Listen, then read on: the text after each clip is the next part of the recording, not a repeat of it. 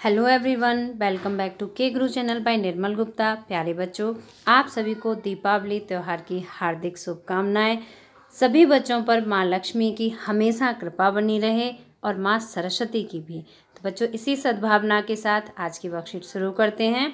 सभी बच्चे अपनी वर्कशीट पर अपना नाम लिखेंगे, कक्षा अध्यापक का नाम लिखेंगे, तिथि लिखेंगे 13 नवंबर 2020। तो स्टार्ट करते हैं बच्चों आज की वर्कशीट, जो कि आपकी हिंदी की वर्कशीट है, वर्कशीट नंबर 55, जिसमें आप पुनरावृत्ति करेंगे मानवीय करुणा की दिव्य चमक पाठ की।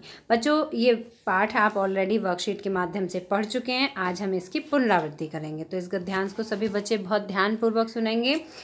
अब तक आपने जाना कि मानवीय करुणा की दिव्य चमक पाठ सर्वेश्वर दयाल सक्सेना जी द्वारा लिखित एक संस्मरण है। बच्चों, संस्मरण क्या होता है? संस्मरण एक विधा होती है ना, एक विधा होती है जिसमें कि स्मृति या याददाश्त पर आधारित लेखन किया जाता है ना। जैसे मान लीजिए हम किसी व्यक्ति के व्यक्तित्व से बहुत प्रभावित हैं या हमारे सामने कोई घटना घटित हुई तो वो हमें याद है और हमने अपनी याददाश्त के आधार पर कोई लेख कार्य किया, कोई लेखन कार्य किया, तो वो लेखन कार्य क्या कहलाएगा? संस्मरण कहलाता है।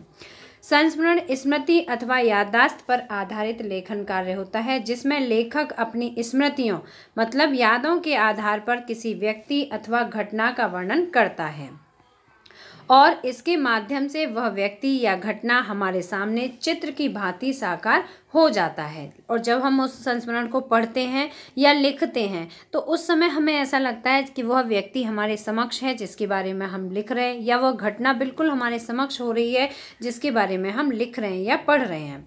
इस पाठ में फादर कामिल बुल्के, जो बेल्जियम के रेम्स चैपल शहर कहाँ पर है बच्चों? यूरोप महाद्वीप में है, ठीक है, से एक ईसाई धर्म प्रचारक के रूप में भारत आए थे। जब ये भारत देश आए थे तो इनका उद्देश्य क्या था? ईसाई धर्म का प्रचार प्रसार करना था, किंतु इन्होंने इस देश को अपनी कर्म भूमि बनाया और यहीं के होकर रह गए। फादर कामिल बल्के ने हिंदी भाषा के विकास और प्रचार प्रसार में बहुत ही महत्वपूर्ण योगदान दिया। बच्चों, हिंदी भाषा का प्रचार प्रसार कामिल बल्के ने बहुत खूबी से किया।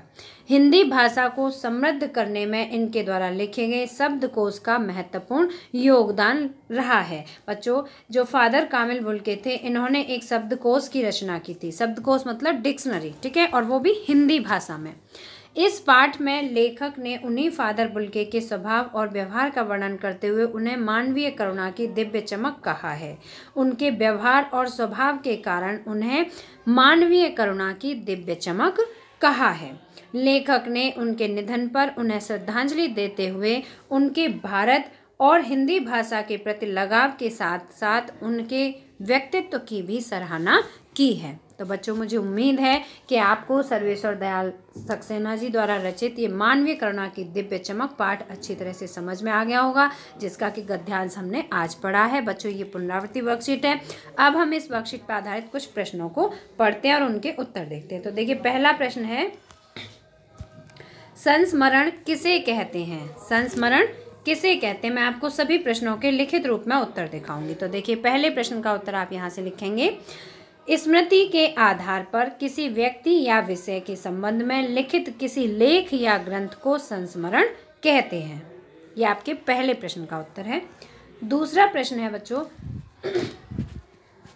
फादर कामिल बुल्के के भारत आने का क्या उद्देश्य था? वो भारत किस उद्देश्य के साथ आए थे और यहाँ आकर उन्होंने क्या क्या किया? ठीक है बच्चों, तो देखिए, दूसरे प्रश्न का आंसर है, फादर कामिल बुल्के भारत देश में ईसाई धर्म का प्रचार करने के उद्देश्य से आए थे।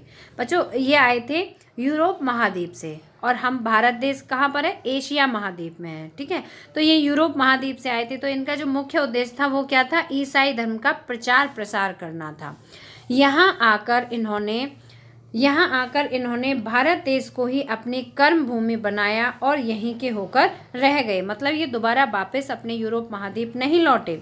यहाँ उन्होंने हिंदी भाषा का प्रचार व प्रसार किया तथा शब्दकोश की रचना की। ठीक है बच्चों, तो इन्होंने हिंदी भाषा के प्रचार प्रसार के लिए इन्होंने एक शब्दकोश की रचना की और हिंदी भाषा का प्रचार एवं प्रसार भी किया। और बच्चों, ये रामायण से भी बहुत प्रभावित थे। जो हमारी धार्मिक पुस्तक है रामायण, उससे भी ये बहुत प्रभावित थे। प्रश्न नंबर 3 है, फादर कामिल बुल्के द्वारा हिंदी भाषा के विकास एवं प्रचार प्रसार के लिए किए गए योगदान को लिखिए। ठीक है बच्चों, उन्होंने किस प्रकार से हिंदी भाषा का विकास और प्रचार प्रसार किया था? तो देखिए प्रश्न नंबर 3 का उत्तर है फादर कामिल बुल्के ने हिंदी शब्दकोश की रचना की। इन्होंने क्या किया था? हिंदी शब्दकोश की रचना की।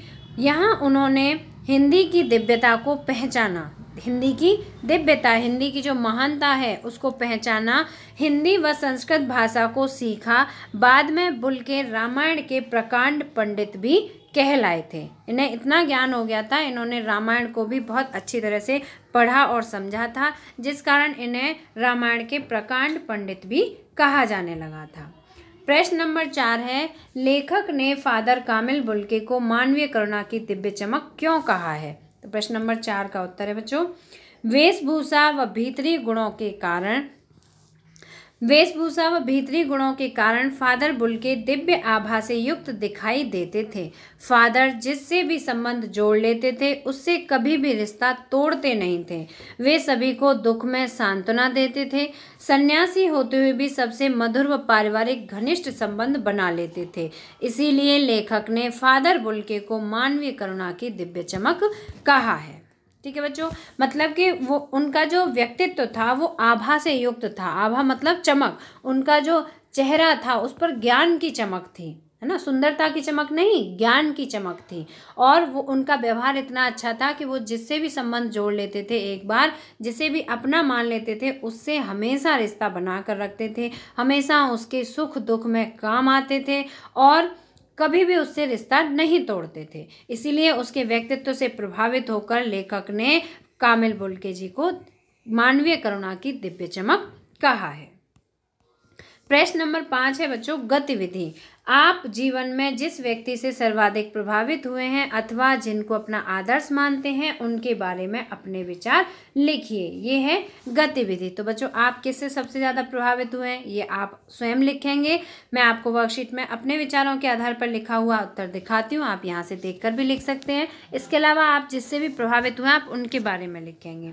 मैं अपने जीवन में अपनी दादी माँ के व्यक्तित्व से बहुत प्रभावित हूँ, उनको मैं अपना आदर्श मानती हूँ। मुझे वे सोते समय ऐतिहासिक कहानियाँ सुनाती हैं, सही कार्य व गलत कार्य में अंतर समझाती हैं, पढ़ने में मदद करती हैं और हमेशा मुझे मार्ग निर्देशित करती हैं। तो बच्चों इस तरह से ये मैंने सभी प्रश्नों के उत्तर लिखे हैं। आप सभी को अगर वीडियो पसंद आया हो तो लाइक ज़रूर करना, अपने फ्रेंड्स के साथ शेयर करना और अगर आपने अभी तक हमारे चैनल को सब्सक्राइब नहीं किया है तो आज सब्सक्राइब जरूर करना। बच्चों दीपावली त्यौहार आने वाला है, एक बार फिर से आप सभी को दीपावली की हार्दिक शुभकामनाएं।